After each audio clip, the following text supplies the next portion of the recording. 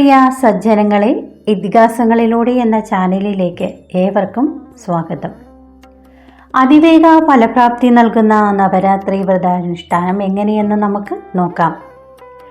നവരാത്രി കാലം ആദിപരാശക്തിയുടെ 9 ഭാവങ്ങളെ 9 ദിവസങ്ങളിലായി ആരാധിക്കുവാനുള്ള വേളയാണ്. ദേവി ഉപാസനയ്ക്കും ദേവി പ്രീതിക്കുമുള്ള ഉത്തമ മാർഗമാണ് നവരാത്രി വ്രതം.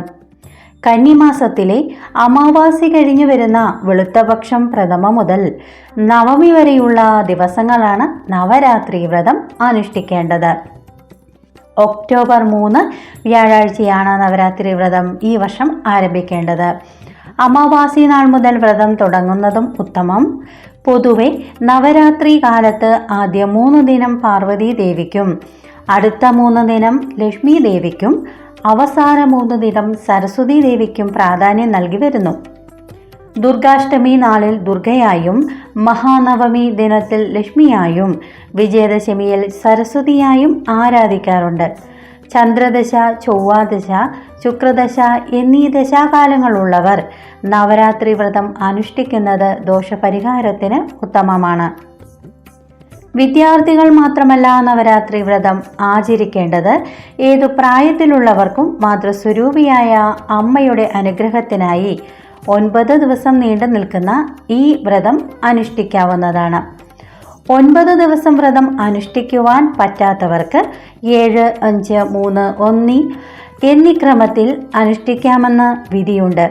കേരളത്തിൽ സപ്തമി, അഷ്ടമി, നവമി എന്നീ ദിവസങ്ങൾക്ക് പ്രാധാന്യം നൽകുന്നതിനാൽ ഈ 3 ദിനങ്ങളിലും വ്രതം അനുഷ്ഠിക്കുന്നവരും നിലവിലുണ്ട്. എങ്കിലും 9 ദിവസത്തെ വ്രതമാണ് അത്യുത്തമമായി കണക്കാക്കുന്നത്.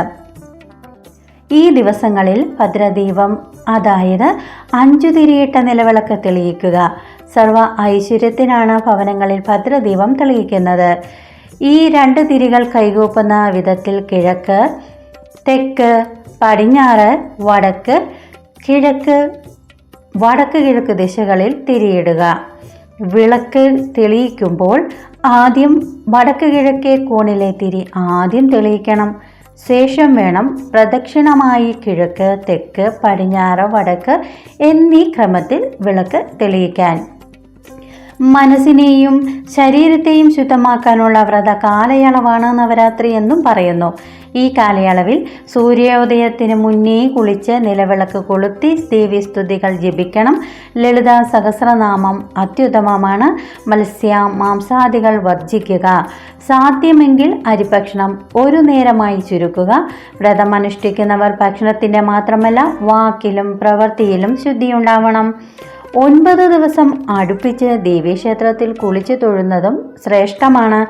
ദേവീപ്രീതിയിലൂടെ സർവ ഐശ്വര്യത്തിനും നവരാത്രി വ്രതം കാരണമാവും.